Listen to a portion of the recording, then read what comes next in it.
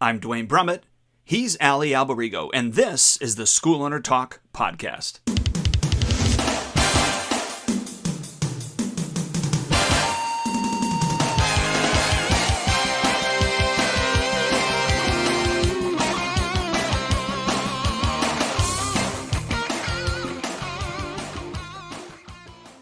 Hello again, Dwayne Brummett here with Ali Alberigo, SchoolOwnerTalk.com. Ali, great to be with you, sir.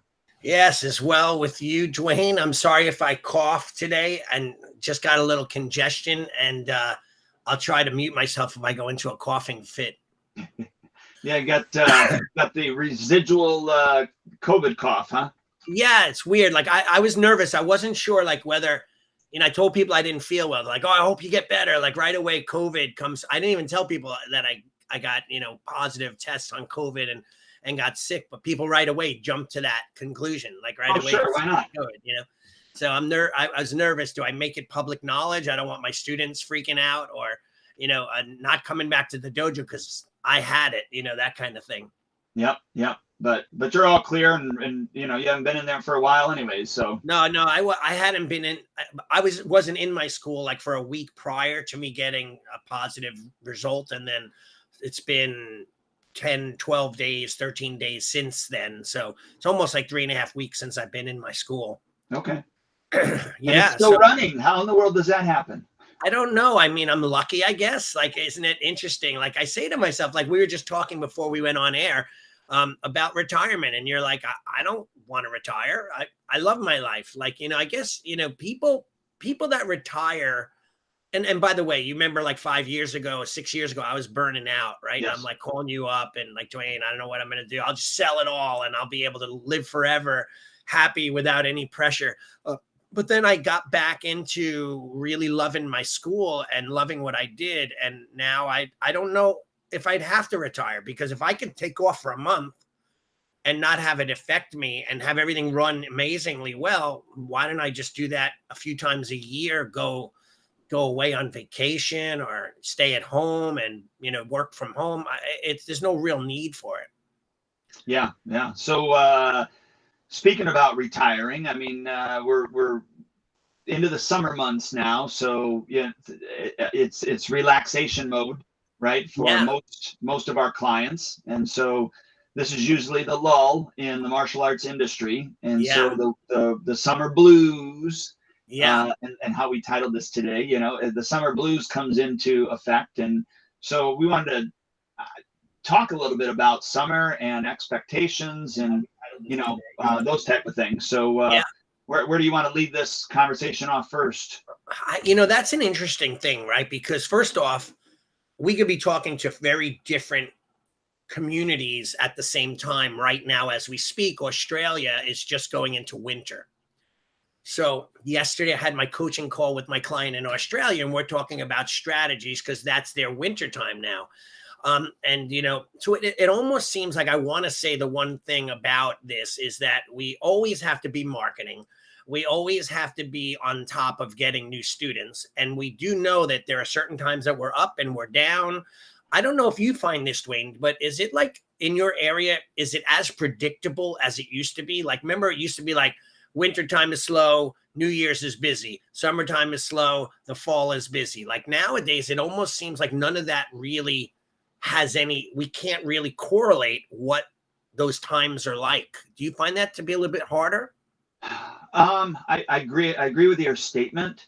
Back in the day, there was those influxes. So you had that happening, but I will say that, because of that, we did things to make sure that those things didn't happen. So, the karate for Christmas idea, so that, our winters would be full of people, the karate for summer campaigns, so that the summer would be full, even if it was at a lower price, we would still, not feel like we were, not doing anything. Right.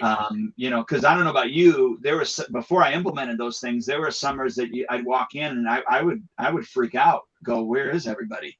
Mm-hmm. Now the majority of the money was still coming in. They were just taking vacations and doing private lessons and, not hitting all their classes like they should be. Right. But in my head, there was supposed to be 30 people on that floor and there was only, 18 to 20, and you start freaking out. So there's part of that too, yes, I agree with your statement, but I think that times have changed a little bit, but not so much that it still isn't that predictable, because I do think it is still predictable. We still have those spikes, of course. Right. They just may not be as high as spikes, but I also don't know that we as school owners are doing everything that we did before.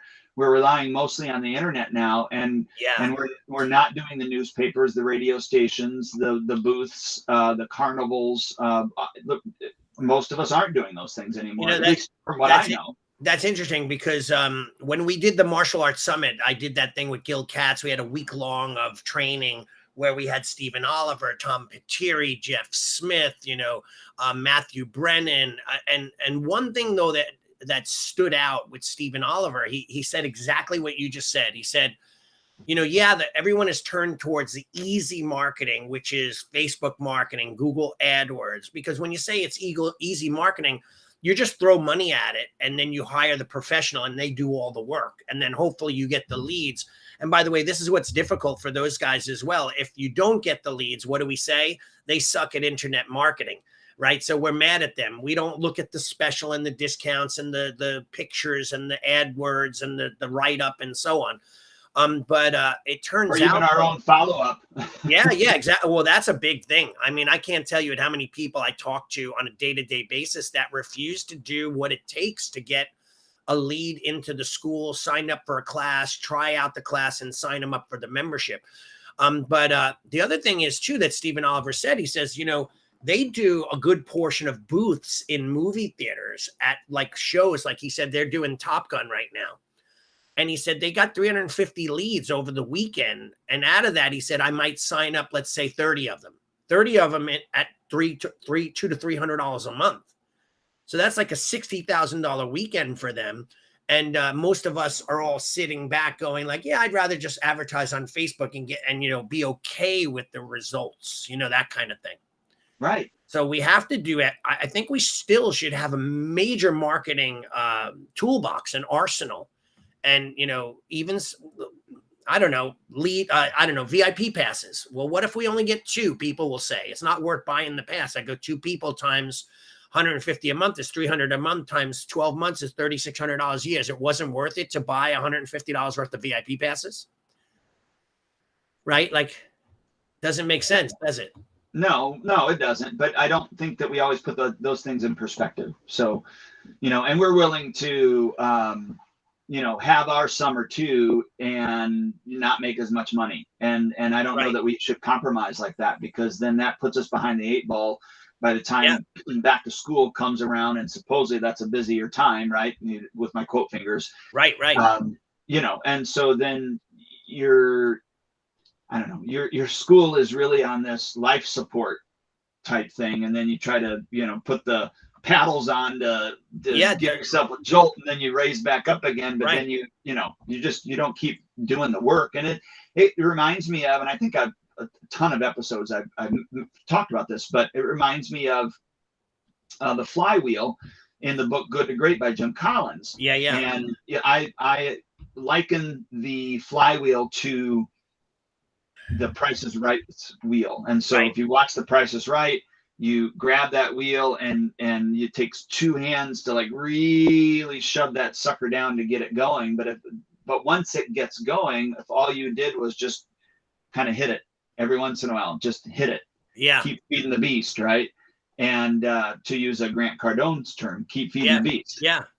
So that way the wheel keeps going, as opposed to you got to take all that momentum and energy to start it back up again. And I think that's what summertime in some martial, I don't want to say all, but or I don't even want to say a lot, but at least in some martial arts schools, that's how summertime is they just let that flywheel really, or that Price is Right wheel really start to slow down almost to a halt. And then they're spending September all the way to December trying to get that sucker moving again, where if they would have just kept it going. Yeah. Hey, you know what though? What you said is so important, right? So that the wheel slows down and then people say, I get it. It's slow this time of year. But like you said, if you're only just pushing that wheel every time it slows a bit, you keep that momentum going. That's where people fall short in our industry and they don't market when, so they'll be on a high, they'll be killing it, and then their momentum slows, and then all of a sudden they look at the next few months as being slow, and really it's because you stopped marketing or you stopped pulling that wheel. So what are your thoughts? Like Frank Burgess from Bermuda, he's one of my students who runs our Bermuda school, runs the school in Bermuda. He wrote, with the heat here, he's talking about Bermuda, comes the excuse to relax. Beaches, how do you curve a cultural mindset? And then now is my time to relax from everything. I don't want to train. I don't want to. And I see this. I'm sure you do too. It's summer. Sports have started up. Our attendance is less than it was. And like when we were the only game in town, when COVID was open and all the sports were shut, man, our dojo was like packed because there's nowhere else to go. So how do you suggest to curve that, how to overcome that mindset? In Bermuda, people kind of get a little lazy maybe, or, they're Bermuda time. What do you think? Well, that's, t-shirt summer. That's one thing, which helps to bump your sales a little bit, right? Right. So t-shirt summer, we always went from our 45-minute class down to a half an hour. Okay. So in the summertime, it's half an hour classes. And then obviously the other, like if you're in leadership, you still have your 15 minutes afterwards. So leadership people usually have an hour class, which 45-minute is regular. And then 15 minutes is leadership.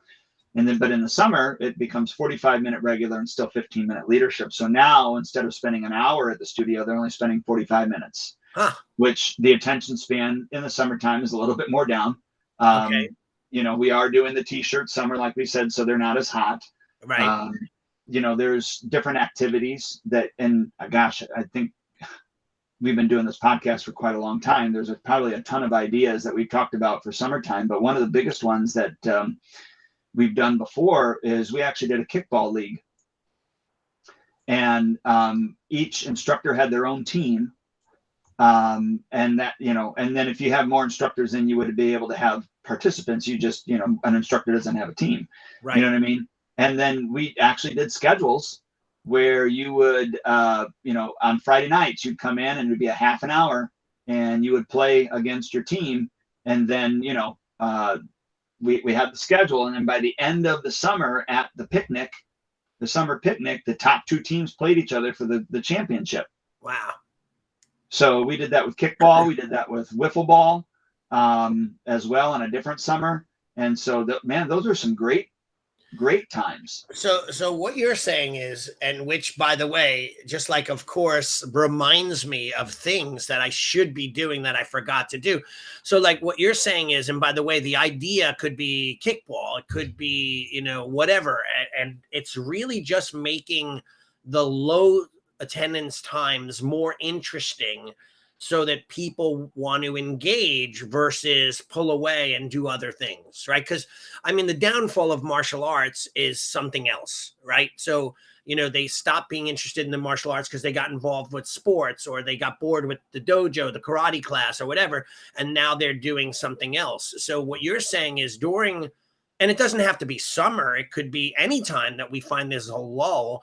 We have to think out of the box and come up with something that will engage them, just bring them into our school and keep them going, right? So any other thoughts on other things you could do? Those are just events, obviously, that are for your own people. They're not making you any extra money, except for the fact that it does help with retention. Right. The other thing is we have in the summertime, we have a big fish tank. And at the end, and I say I shouldn't say big, a regular sized fish tank. But then at the end of every class, you get a ticket that you get to write your name on and put inside the fish tank. So we do different prizes at the end of every week. There's a prize, there's a monthly prize, and then there's a grand prize. And so every time you show up to class, you actually get a ticket. And then we have like special weeks that we know just from like past history Right. that are usually less attended. Right. You know, so the week prior to 4th of July, the week after the 4th of July, those are double ticket attendance weeks. Okay, so let me get this clear. So you're giving people tickets for showing up, and then they are able to take those tickets and put them in for a prize. They write their name on it and they put it in the fish tank at the end of every week. And I have a big poster that's made up where I put Right. the weeks on there. And so whoever wins, I write their name on it, and then they go to the office and get their prize. So, and then the prizes could be, gear packages or what do you No, yeah. So normally what I do, and you're right, you probably could do internal stuff, but what I do is it's a $5 gift card. So the weekly prize is a $5 gift card to Oberweis, because I know the owners of Oberweis. right? So What it's is an ice that? cream shop. It's an ice cream Okay. shop. And then the monthly prize is a $20, or excuse me, a $10 gift card. And then and that's the monthly. And so the grand prize is a $100 bill. So how much do you say you spend in making this happen? Well, let's say there's 8 weeks Times 5, times 5. What is that? 40. right? And then 3 months. So that's 30. So then that's $100 bill. So just under 200. That's ingenious though. Like, so some people might be out there going like, I'm not going to pay people, like, I don't want to spend money. Like, I have clients that are like so adverse to spending money because they think that spending money costs them money. Well, But they don't like, look what you're doing. You're creating such a and even if it's just the ones that were on the fence, you're keeping them active. It's worth $170, right? Or whatever it is. yeah, and then we do double tickets on other days too that are dress up days. So one might be a hat day, one might be Right. favorite color day, another one is swim goggles day. You wear your Okay. swim goggles in class. And then so if you participate in those special event days, you also get a double ticket. Okay. So That's great though. and it's just fun. We even do mustache day. So the kids come in with a mustache. Gosh, there's just, you could just think of different events. You know what I mean? I mean, I used to do crazy days in summer, and I would always alternate the day of the week. So like one day was a Tuesday, next day was a Wednesday, just in case people don't come on those days. And we would do crazy hair day. We would do backwards clothing day. We'd do street clothes self-defense day. We would do backwards day, where everything we did was in reverse.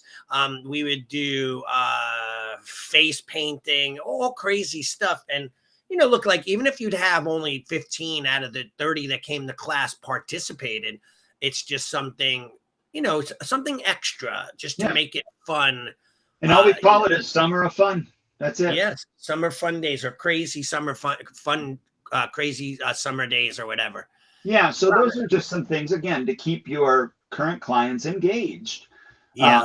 To show up and want to come in. Now, all that being said, I mean, if you want to do some revenue generating ideas, then you can, do those things as well. But the biggest thing is to keep your current clients happy. I mean, I think that's vitally important. And then when we did this seminar, and I was listening to Jeff Smith, he said a few things that are literally, like, in my opinion, common sense, but I think that are overlooked at times from school owners. So he said, number one, he says, you always should be planting the seed. So what he meant by that was that you can't have a harvest at the end of the season if you didn't plant a seed in the early spring. So he said that if you're not looking to keep people longer or get them to their next belt, if you're not planting those seeds all along, eventually they're going to fall off track, right? So I thought that was a pretty interesting comment that he said. He said that you always have to reward performance. And he said that, renew someone when they're looking to really, when they're looking to move up or get better, He says that's when you reward performance and then you renew their energy, right? You get them back into the motivation. And the last comment that he made, which I thought was amazing, he says that students will rot on the vine, meaning like, if you just leave them on a piece of an apple or an orange unpicked for months, it's not going to get better. It's eventually going to rot and die. So he says, if you're not constantly doing things with these people and motivating these people and setting goals and making it fun, inevitably they're going to quit. It's literally like a recipe. You know very well what's going to happen, right? So some of us, I don't think, and I might even fall into this, I forget that I have to really maintain my students. I got to really stay on top of them. And, the things that you had mentioned are all great ways to keep them excited, rather than spending the whole summer in their pool and then not wanting to come back in the fall. Yeah. And then, you could even do a summer challenge where it could be a workout challenge. And you could set something up where, it's on the honor system, of course, but, you have different workouts that they have to do and even do a video of them doing it and submit the video type thing, where right. It's training outside of the training that they're already doing, right, type thing. And then some sort of prize or some sort of, accolade that they get, at the end of the summer. Well, what's interesting, we're using Zoom still. Every single class we do is on Zoom. Do a lot of our students do Zoom classes? No. In fact, some of the ones that were just Zooming as students, as a Zoom student, are mostly all gone now. I had a few that were for Florida. One of them at least travels back and forth and trains with us in person, then trains on Zoom. But I had a few that were just Zoom students. They eventually quit. However, you can make a Zoom challenge. Like if people are on vacation and they're in, I don't know, let's pretend they're in Disney, have themselves film the kata and send it to you, or they could do their class from the Disney hotel or pool, or whatever the case may be. Get them more involved through Zoom and then turn that into a challenge. Yeah, absolutely. Right. Rather than taking off, we're away. Let's do it. That's what we did with this martial arts athlete. I remember that. That was a challenge. Good program. Are you doing it again? We did a 6 weeks. We're not doing it this summer, but we did a 6-week challenge series with that, and that was based upon Hyper. What I can't think of his name. Roland Osborne. They just had a baby, by the way. Oh, did he? Just had a baby. Yeah. Oh, congratulations! That's awesome. Yeah. No, it was crafted after him. Right. I bought into his program, but I did it my way. I didn't do these videos. What I did was I just did a week after him. So then I could see what he was doing the week before. And then I put my own stuff in some other ones too, just because there were some things that I wanted to do. And these t-shirts were made up because these were some of the prizes for some of the participants. Okay. I remember when you did that. That was a big success for you. That was outstanding. So let me kind of slide down the negative hill a bit and bring up some negative stuff and see what your thoughts are on it. So I found that a lot of the parents and the students are like, hey, well, we go away for the summer, when they only really go away for maybe a week, 1 month, a week, another month, or 2 weeks in total, but they don't want to pay the full month of tuition. Right. So they are like, hey, pause my membership and, we'll be back after the summer. And I have a saying in the dojo that breaks equals quits. So you take a long enough break, there is no way. I have to tell you, I haven't been in my dojo 3.5 weeks. I'm like, I've got to go back tonight. I'm like, maybe I could take another day off. I'm coughing. Maybe I should take off another, that kind of thing. But, once you fall out of routine, it's very difficult to get back in. So what are some of your thoughts on a parent saying that to you? Like, hey, Dwayne, we're going to probably take off for the summer, freeze our membership. Do you freeze memberships? Do you encourage them to not do it? Like, what are your thoughts? Of course, we encourage them not to do it. But I have a few that are taking the summer off. That couldn't stop them. Right. most of those are actually moving from our 5 and 6-year-old up into the 7 and up class. And so, it actually kind of makes sense for them to Yeah. kind of do it, although they're going to be 3 months behind. I'm doing my quote fingers than what they would have been. Yeah. But that's not going to be that big a deal. So, and then the other thing is I used to fight for those things. So I used to go, oh, no, we don't do that. Let's just fill in with private lessons. And of course I tell them that, well, we're going to be, because what do they say? Well, we're going to be gone. We're vacationing the week of 4th of July. And I go, great. So are we. We're closed for the 4th of July. So, Right. Johnny's not going to miss that. Yeah, but then we've got 2 other vacations that are scheduled. That's not a problem, because just like we do during the school year, if Johnny was sick for a week, we just, schedule private lessons to make those up. And so we do our due diligence of explaining that, it's better for him to do the makeup classes than it is for him to be, get out of the Right. routine. I probably say pretty close to what you say with regards to taking breaks equals quits in most occasions. Right. Very rarely do students come back. So if you really want, Johnny to have this momentum, and I understand that you as a parent probably want a break too. Am I right? Yeah. Right. Exactly. Yeah. We kind of want a break as well. And that's why I say, and that's just why we don't do a full hour class in the summertime. We bring it down. We try to help you out with that, but I don't fight like I used to. I just kind of let it happen. Right. So then, yeah, I guess like we've gotten kind of callous when it comes to trying to change people's mindsets, because sometimes it's just not worth the energy. And, so really what I'm hearing is like, yeah, we could maybe talk 1 out of 5 out of stopping for the summer, and spend such time on that one person, maybe can, not let them stop, or we could focus on the things that are going to make people want to come more often and be there. Right. That's what I was going to say. Yeah. I mean, the real issue is not the fact that, we're going to try to talk them into staying. The real issue is we did not do our due diligence to make sure that the kid's like, no, I don't want to miss. Like, Mom, Right. what are you doing? I need to go, that type Right. of thing. Well, isn't it always where, I have my, my one product that I sell a lot of called the Red Carpet Premiere. And it basically talks about, we can have a really nice flyer. We can have a really cool event. We can have a really, exciting day planned. But if people don't know what it is and want to go, it's nothing but meaningless words on a page or hype that, the instructors are going. So like, for example, if we've ever done any kind of event, if the teachers, my black belts, are not behind that event talking about how excited they are or participating, Right. no one's going to it. So like, for example, I haven't been in my dojo in that 3.5 weeks.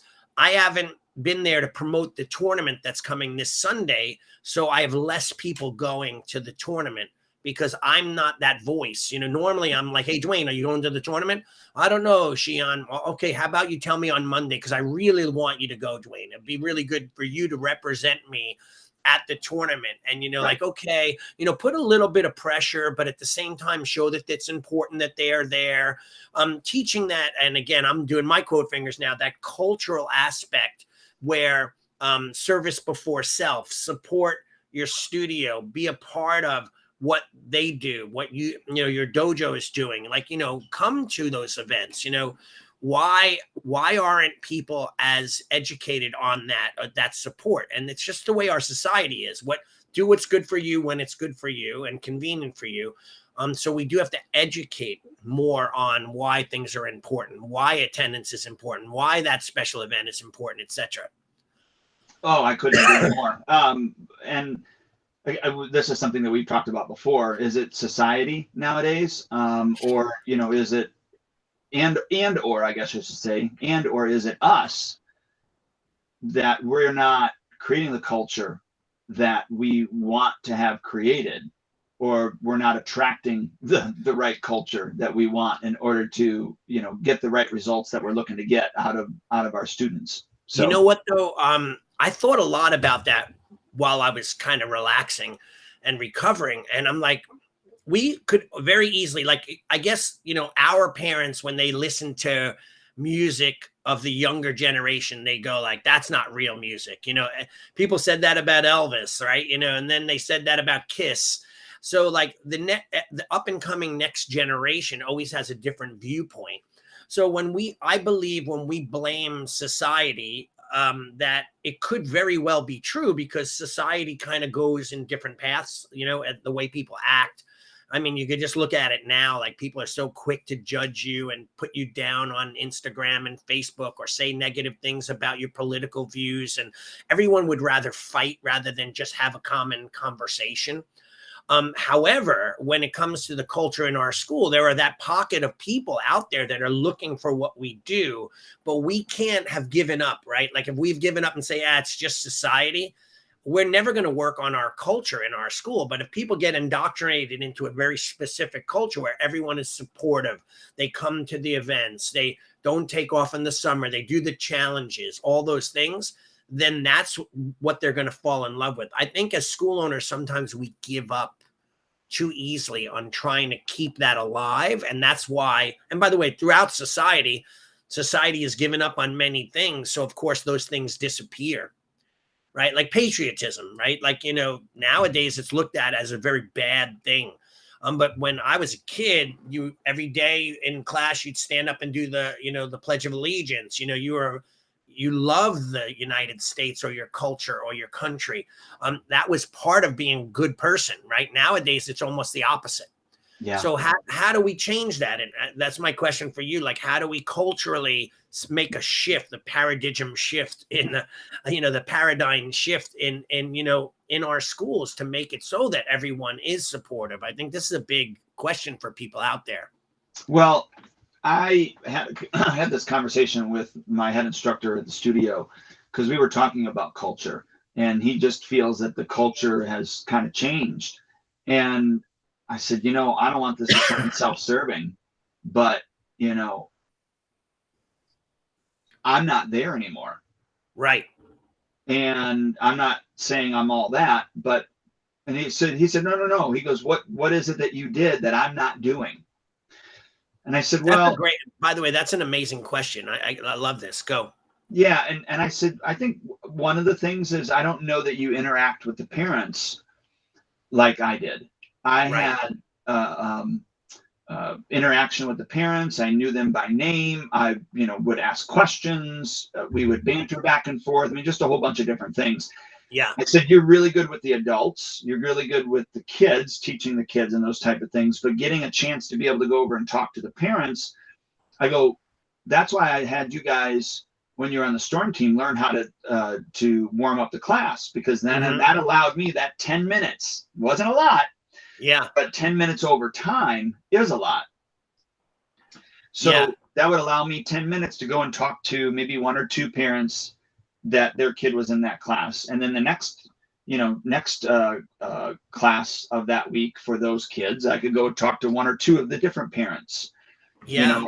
And so I said that would be first and foremost, is if you want that type of culture that we've had before, you need to interact with those parents. And so, and I said, look, there's nothing against you. I said, you're not me. And so that's something that you have to go and force yourself to do. I said, you're such a machine. You get the job done. And it's not that you don't like people. You just are so focused on getting the job done that sometimes you're not looking at the relationship that needs to be done. Does that make sense?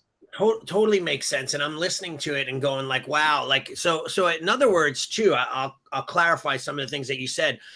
Like Dwayne or Allie, they're a different type of instructor, where even my students, they go, oh my God, Shion's here. It's a different type compared to, oh my God, Renshi Ryan or Mr. Bean is here. There's still the respect for them. There's still the training respect, and all that other stuff, but they just don't have that reverence for them that they would for us. And by the way, as I am not there as much, that reverence is declining also. So it's like, hey, Master Brummett, good to see you, buddy. Like when, years ago it would be a deep, firm bow, and, people would feel that honor just to be around you, or be, to be with you, or to take like the, and even by the way, the word reverence is so important, because when you revere somebody for whatever reason, like I am like a little schoolgirl, not a girl, but school kid when it comes to my guitar instructor. Like I just so excited the other day, I watched Rock of Ages with Tom Cruise. And as I'm watching it at the very end, there's my guitar teacher in the scene, singing the song and playing. And I'm like, that's my teacher. Like, oh my God. I even texted him. He's in Stockholm on tour with Whitesnake. Oh my God, I saw you. He's like, thanks, bud. That's cool. And I'm like, he texted me back. I like, like he's on tour, and there's that reverence where that makes the connection for me and he and I so much deeper, where like I'm really interested in learning from him and listening to his tips of information, because I have that reverence. And I think that that's tougher even for the younger generation, Mr. Bean and Wrenchy Ryan, my guy, your guy, to even accept being treated that way. So they blow it off. They don't have that aura, that mysticism, right? That we've had, and not that we commanded it or built it. It was just part of who we were and how we taught and how the martial arts was. Yeah, yes, I'll just say it that way. Yes, I agree. I always came from the standpoint that I wanted people to respect my personality over my position, because if they respected my personality, they of course would respect my position. Right. And so I will say the older individuals, even now, still nowadays, when I see them, I'm talking parents that had their kids with me 12, 15, 18 years ago. Yeah. What they still call me Mr. Brummett. Yeah. They don't call me Dwayne. Yeah. And I'll have parents at the studio, new parents, call me Dwayne. Yeah. And that bothers me, because well, it's my fault. I haven't created that culture where it's like, oh, no, you. So like, if I saw that happening to my instructor, I would go to that parent on the side, right? And I would say, hey, by the way, just so you know, in the martial arts, this is how we address, Mr. Brummett. Right. We address him this way, just so you know.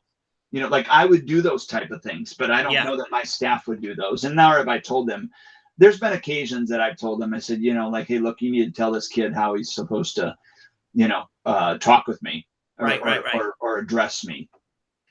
Yeah, well, we actually have that in our first Q level, where it's called Shirei, which in Japanese is the proper procedures on how to treat your teacher, how to bow into the school, how to say good morning, good afternoon, good evening, and thank you. And all of those things are, and by the way, I take Japanese lessons every Thursday. It's one of my most favorite times of the week. It's 1 hour of learning Japanese. And what's interesting is that I see in the language, the culture is built from the language. So like the language is built from the culture. So like, for example, they don't in Japanese really have a way to say, I hate French fries. You just don't like them. You don't ever say, I hate them, or you're never disrespectful intentionally. It's not even written into their language. They don't even have those words in place to do that. So you could kind of see this caste system of how they act and what they say. It is an underlining level of respect within their culture, right? Well, so I remember even Zig Ziglar talked about there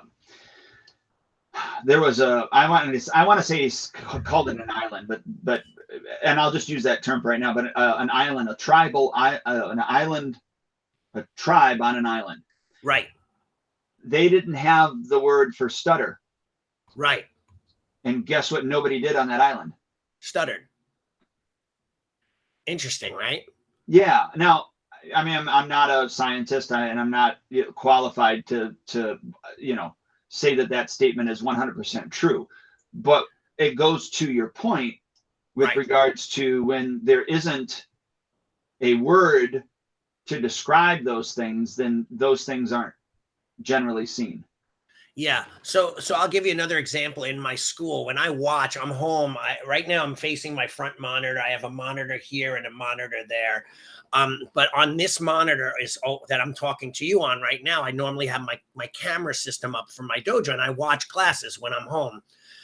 I'm not just sitting there all day long, but like if I'm working, excuse me, if I'm working, I end up will watch the class as I'm working. And I notice like my head instructor he's so different than I am. Like he'll walk up to a kid and just shove him. And they laugh and they shove him back. And I'm like almost ready to text him and say, how dare they put their hands on you? Because they would never do that. And I've had a kid hit me, and I go, buddy, we don't ever touch Shion. You don't ever put your hands, you don't ever, even in joking, I know Renchi does it, but you should never ever do that with me. Like I set precedents immediately. So like, again, going back to our, we were in our summer talk, we're talking about how to set up a culture and set up, a type of procedure, like where people don't take off. They, they play, participate in all the things we do. If we don't set that precedence from the earliest stages, which you and I call onboarding, we're never going to really set ourselves up for success, because it's going to be up to the interpretation of the individual in modern day society to kind of figure out what we want. And it's never going to happen, will it? Because that's not the way we act. No, not at all. And so we've got to set the tone. And I think, look, one, setting the tone, two, coming up with some events and some ideas to make the summer exciting. Yeah. Be it the summer fun days that we talked about, being at the kickball or wiffle ball. And by the way, kickball was much better received than wiffle ball. A lot of kids can't hit a ball, man. Yeah. and I feel for them, because I sucked at baseball, so I know how it felt when I was up to bat, and I would strike out all the time, and then come back to the dugout and get teased. So I get it. Yeah. But so everything you're saying is about that, setting the tone for motivation, doing things that create them to want to come instead of have to come. Parents say, hey, we're going to take a break. Oh no, mom, I don't want to take a break. Like I had a parent the other day that texted me and said, we're going to be a little late. Is that okay? And I'm like, sure. They said, I understand if you say no, but my son wants to be there so bad, but we were stuck at hockey practice and we were in traffic. So I'm like, no, I love the fact that he cares that much. Like I'd rather not discourage them. We have to really, and I think it's about like in the lulls, here's one other tip that I have. In the slow times, that's the time that we should set goals for them, so that maybe they won't take a break because they're working on their next set of techniques for their next belt. Well, and you also could, this is a great opportunity for some schools. We don't do it just because of the way the structure that we have, but there are some schools that do it, is double promote in the summer. Right. So you actually can earn 2 belts in the summer if you put in the work and you're able to know the information. And so that's just another opportunity as well. So let me understand that better. So like they can, if they're practicing and they're making their classes and they learn their material, you'll allow them to progress a little bit quicker during the time where everyone else is taking a break and being lazy. Yeah. So how do you do that without looking like a belt factory, a McDojo, or a sales machine, or just trying to do stuff and rank has no meaning? Or how do you sell? Yeah, well, but you keep to your standards. If they don't know it, then they don't earn that second belt. They only earn the first one, if that. So right. But yeah, I mean, I've never done it. Right. I've never done it, but I'm just speaking if I did do it, and I've known some schools that have done double promotions in the summer just to, keep people coming and keep the motivation up and those type of things. Now, the biggest reason I've never done it is because the structure that I've created doesn't necessarily allow that unless they did extra private lessons. Two, right. Unless I could come up with a way to say, all right, yes, you can do that, but you also owe us for 3 months of training. Right. That type of thing, because, you'd be losing out on 3 months of money. Right. So I think, though, that too, that like I love what you said, though, that it's a standard still built into all of this. No no way would anyone get a belt when they didn't deserve it. So like if they want it, they could work hard for it. So that means they have to come more often during the slow times to achieve what they're going to achieve. But if not, it's not like a giveaway, a freebie or anything like that. No. And, look, I mean, I've been called a belt factory before by other school owners and other martial artists in our town anyways, but my camera keeps going out of focus, but I don't care. I don't care. So I'm not worried about that. I would just only worry about my own constituents saying those things. You know what I mean? Right. Yeah. So, again, you want your people to be happy, just that, and the quality, like you want to be able to walk away yourself saying, hey, I'm promoting or producing good martial arts students at the end of the day. So, okay. So, and we have like 13 minutes left. So one person wrote, I never discourage with adult students about being late at their jobs because jobs does cause problems, but encourage them that they at least show up with notification that they will be late. Oh, that's awesome. I love that. So you were going to say something, Dwayne? No, I just, I just think it's important to make the summers as fun and as eventful as you possibly can. Just outside the box ideas would really be good too to have. You know what I mean?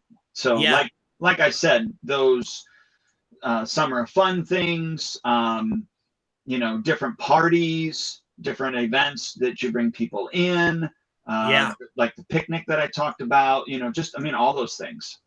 I've always done, when you said parties, I haven't done it in years. One, because of COVID, and we even stopped soon, way before that. But every year we used to do a luau at my school, and we would, we had one parent who'd bring in all the barbecue equipment, and then we'd have a DJ. We'd rent a DJ, and then we even had one part where they had like a bouncy house and then a hockey rink, and one of the people knew an Islander, a hockey player, and he came and showed people how to play, and et cetera, et cetera. But we would always just do this free party just to gather and have people, spend time with like-minded friends and people. That again creates the culture, right? That's what brings people together. Like that makes them a part of a family. Where they're like brothers in arms and so on and so forth. That's the key and then you got to really define what type of atmosphere that you want to have and then play off of that. So like, for instance, Kenny Bigby, one of our friends, a former Navy SEAL, right? His whole thing is it's a team. It's a team atmosphere, kind of like the SEALs. It's the SEALs team. So everything has to do with being a team. Right. For us, it's more, it's a family where you're part of the TriStar family. Right.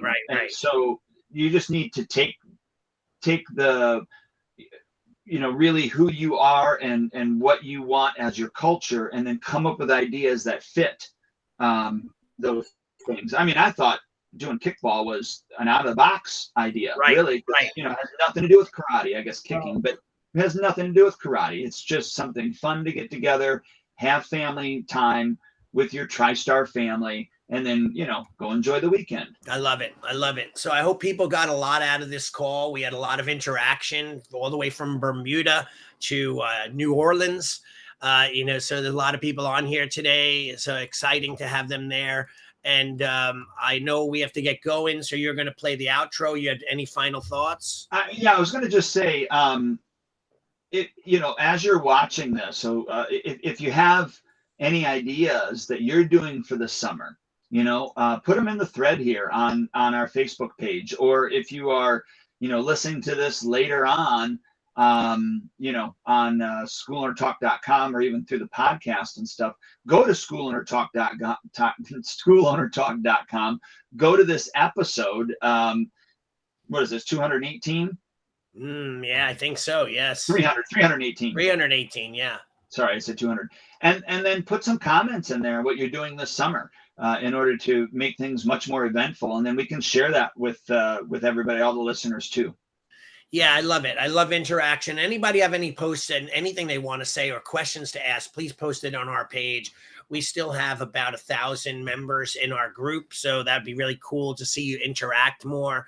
And don't forget, you could check us out on YouTube. You could check us out on Instagram, not Instagram, on Facebook for the videos, and then iTunes through our website at Martial Arts School Owner Talk or schoolownertalk.com. Yeah, schoolownertalk.com. Yeah. So I hope you guys enjoyed it. I know we were off for a little while. That's partially because I was sick. So I appreciate you guys being patient. And Dwayne, it's great to see you and be back with you and all the listeners and fans of our broadcast.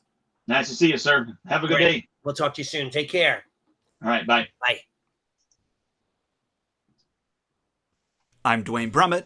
He's Ali Alberigo, and this is the School Owner Talk podcast.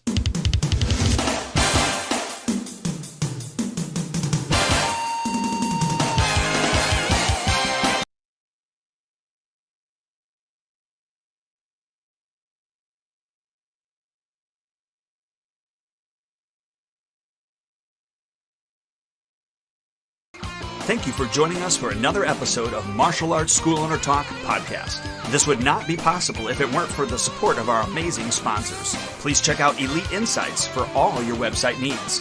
LeadHunterMedia.com, your online digital marketer and content provider. Academy Kings BJJ Growth Consulting and Management Group at GrowMyAcademy.com. SparkMembership.com, hands down the best martial arts software for school owner management on the planet. GetKarateStudents.com, a martial arts growth consulting company for all your systems. AddHealthCoaching.com, helping school owners create a whole nother revenue stream for their school. We will see you next time.